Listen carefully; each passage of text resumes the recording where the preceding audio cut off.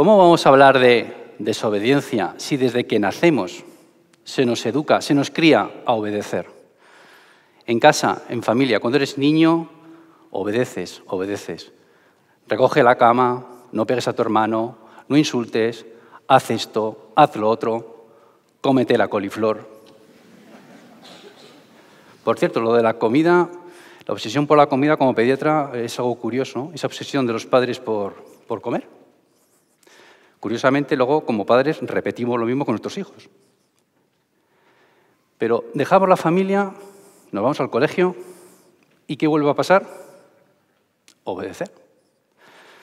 Guarda silencio en clase, no pegues a tu compañero, no corras por el pasillo. Al fin y al cabo, obedecemos. Pero es que la sociedad nos obliga a ello. El ser humano es sociable, por lo tanto necesitamos reglas. ¿Qué pasaría en el tráfico, que ya de por sí es complicado, si no hiciéramos caso de las señales de tráfico? El caos absoluto. Por lo tanto, hace falta obedecer. La clave es, ¿siempre? ¿Tenemos que obedecer siempre? Os voy a poner un ejemplo. Imaginaros que yo en el hospital, es un caso real, ¿eh? Estoy en la unidad de neonatos, voy a poner un tratamiento a un recién nacido que está enfermo y prescribo un tratamiento. Doy una orden que la enfermera, que me conoce, lleva conmigo muchos años, tiene experiencia, tiene conocimiento, piensa, dice, no voy a cumplir la orden del pediatra. Fijaros que a lo mejor esa forma de actuar ha podido evitar una complicación muy seria en un recién nacido. ¿Qué ha habido ahí de diferente que le hace que sea algo que tengamos que hablar? La inteligencia. La enfermera ha utilizado sus conocimientos, su experiencia y ha decidido que no siempre se debe obedecer. Para ayudar a esto, os planteo un giro. En vez de hablar de desobediencia inteligente, hablar de inteligencia desobediente. A mí personalmente me ha ayudado mucho, porque entonces, en este caso, estáis viendo que no es que desobedecer sea malo. No, es que es bueno. Es más, es positivo y hasta a veces obligado. Fijaros que la vida en sí es desobediencia inteligente. ¿Por qué la vida pasa del agua a la tierra? ¿Por qué? ¿Por qué tenemos ahora necesidad de ese cambio? Y tenemos que cambiar para que nos salgan los miembros, las manos. La ley natural de cómo han evolucionado los animales es un proceso continuo de desobediencia. ¿Por qué el hombre ha dejado de andar a 4 patas y a estar a 2? Con lo que eso nos tiene ahora de las lesiones discales. Si os dais cuenta, siempre hay un motivo por el que haya que hacer un cambio. Es más, vosotros, todos y cada uno de vosotros, sois el resultado final de una desobediencia inteligente. ¿Por qué? El sistema inmune es muy complejo. Interaccionan muchas moléculas, células, y tienen un orden establecido que no se debe romper. Hay órdenes que se deben cumplir. Y que eso nos permite protegernos de agentes externos, infecciones, también de agentes internos, de células malignas que podemos tener en nuestro cuerpo. Bueno, pues en esa obediencia obligada del sistema inmunitario, en el embarazo, vuestras madres rompieron todo eso. Y hace que vosotros mismos, como embriones, seáis admitidos y no seáis rechazados. Y al final, aquí estáis. Ahora entenderéis por qué muchas embarazadas tienen problemas autoinmunes, problemas del tiroides, les afecta mucho la gripe. Esa desobediencia a veces también tiene sus efectos secundarios. Pero aquí estáis. Todos y cada uno sois lo que sois, desobediencia inteligente. Ahora, la lleváis desde que nacéis y como todo en la vida, crece, madura, se desarrolla. Y la desobediencia también es así. La desobediencia, aparte de ser la desobediencia inocente de los niños, y debe evolucionar a la desobediencia inteligente del adulto. Mientras tanto, hay que pasar por una fase crítica, la adolescencia. Eso sí que es un máster en desobediencia. ¿Viajamos? Veniros conmigo. Nos vamos a ir de Guadalajara, viajamos en el tiempo, viajamos en el espacio. Vámonos al siglo XV y XVI. ¿Qué es? El final de una época oscura, rígida, donde la obediencia era sí o sí, la Edad Media. Y surge el Renacimiento. Nos vamos a ir a la cuna del Renacimiento, a Italia. Y en concreto, a la Toscana. En esa zona tan pequeña italiana vamos a tener ese frasco de la esencia de la desobediencia inteligente. Galileo Galilei. Nació en Pisa, estudió medicina.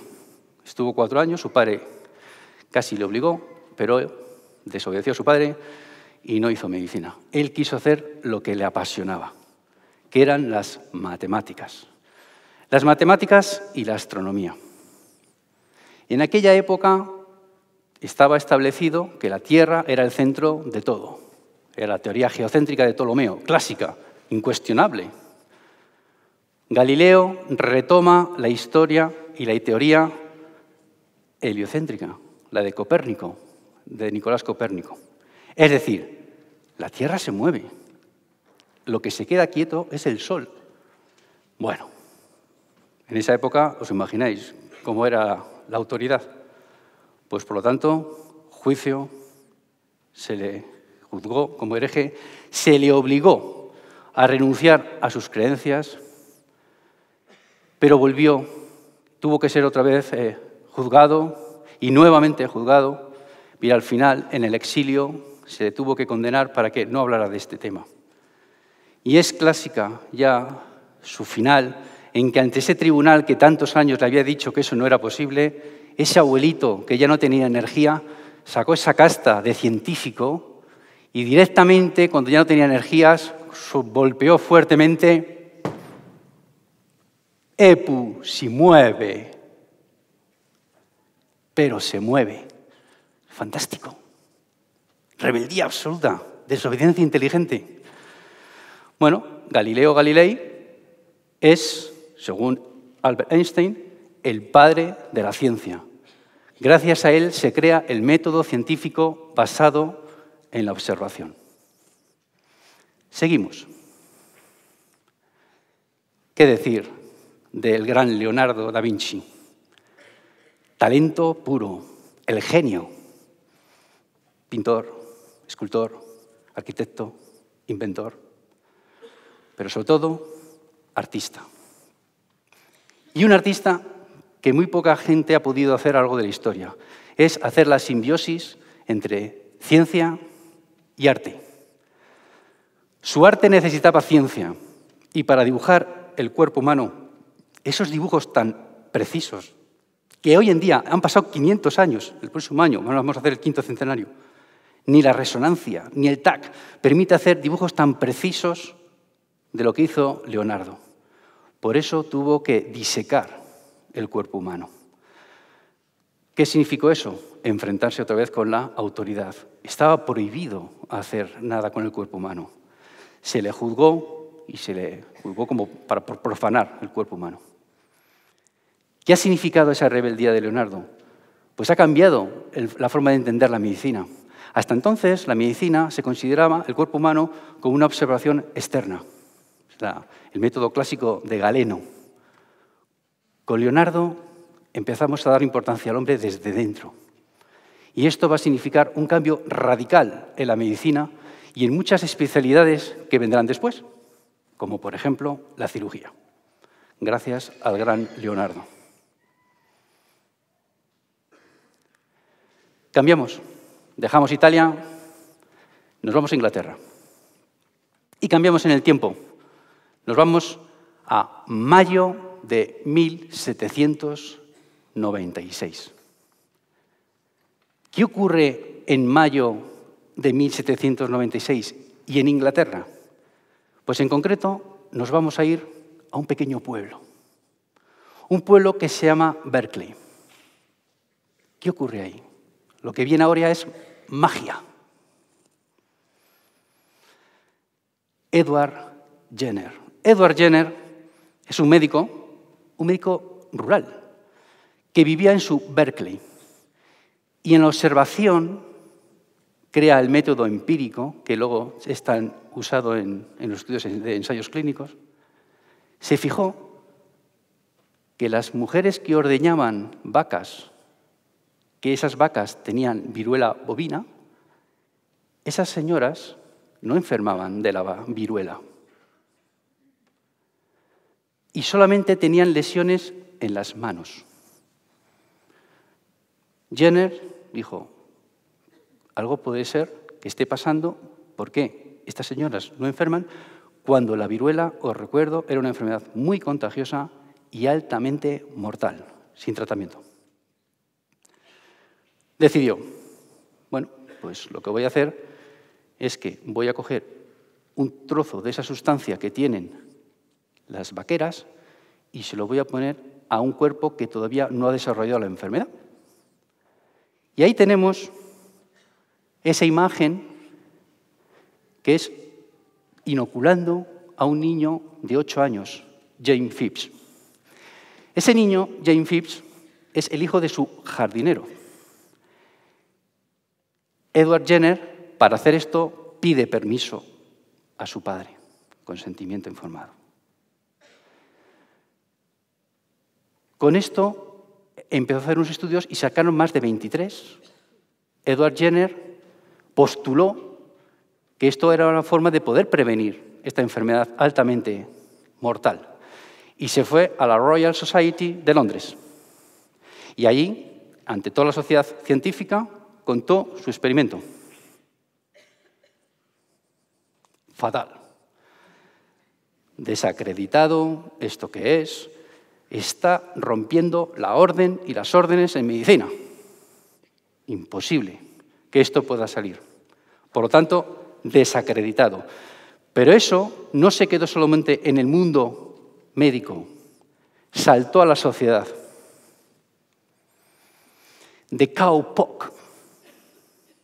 ¿Qué es esto? Mirad, la viruela humana se llama smallpox. La viruela bovina, vacuna, se llama cowpox. ¿Sabéis cómo es el humor británico, no? Tiene ese puntito. Ellos crean the cowpox, que es la marca de la vaca. Y esto es a nivel social. Se generó un movimiento social para derrumbar a Edward Jenner. De hecho, ya no se le consideraba un médico, se le consideraba un brujo, que lo que estaba haciendo era atentar contra la salud de la gente de su propio pueblo, de Berkeley. Y esta ilustración que veis aquí, veis cómo el pobre Jenner, inoculando a las personas que van, se les preparaba con un brebaje, se les ponía la inoculación y a partir de ahí, ¿qué pasaba? Se transformaban, eran monstruos, eran medio hombres, medio vacas, toros. Esto que veis aquí fue muy popular en Inglaterra. Pues hoy en día, esta ilustración que veis aquí, de cowpox, ¿sabéis dónde está? En el British Museum de Londres. Es el orgullo de la medicina inglesa. ¿Y por qué? 300 millones. No es un número, son vidas. Son las vidas que en esa época, a nivel mundial, se estipula que la viruela mortal mataba. Ese brujo que puso esa zona en el niño de una vaquera que por cierto era también conocida, Sarah Nelms, de una vaca que también conocida, que era la vaca Blossom, ha conseguido evitar 300 millones de vidas. Esto ha cambiado el rumbo de la medicina. Recordar ahora por qué sabéis el concepto de vacuna. La vacuna viene gracias a las vacas de Jenner. Hoy en día es la única enfermedad contagiosa que la OMS ha declarado erradicada desde 1980. Y se ha abierto una fuente de investigación y tratamiento que son las vacunas. La actividad sanitaria más eficiente que podáis contar. Vidas y vidas, no solamente aquí, sobre todo en el tercer mundo, eso es clave. Esto fue el inicio, y se le considera el padre de la inmunología, que un siglo más tarde Louis Pasteur desarrolla. Gracias a ellos tenemos a las vacunas. Un gran acto de desobediencia inteligente. Para terminar, os voy a contar mi opinión de lo que es la desobediencia. 5 consejos que os quiero dar, utilizarlos. 5 consejos que es un acrónimo. La C, de conocimiento. Sin conocimiento es imposible ser desobediente. La ignorancia es incompatible. La R, riesgo. Tenéis que ser valientes, tenéis que asumir riesgos. La E, de estima. En concreto, autoestima. Confiar más en vosotros. Tenéis que valorar mucho más lo que sois. Siempre actitud positiva. La actitud positiva os va a ayudar mucho a ir hacia adelante.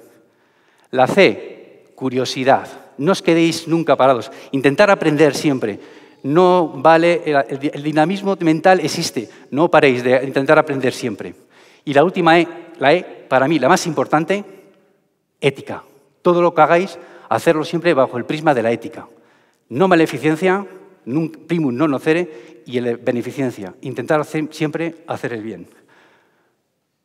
Porque recordar que todos tenemos el deber de obedecer y el derecho de no hacerlo, pero de forma inteligente. Os saludé como obedientes, me despido de vosotros como desobedientes. Muchas gracias.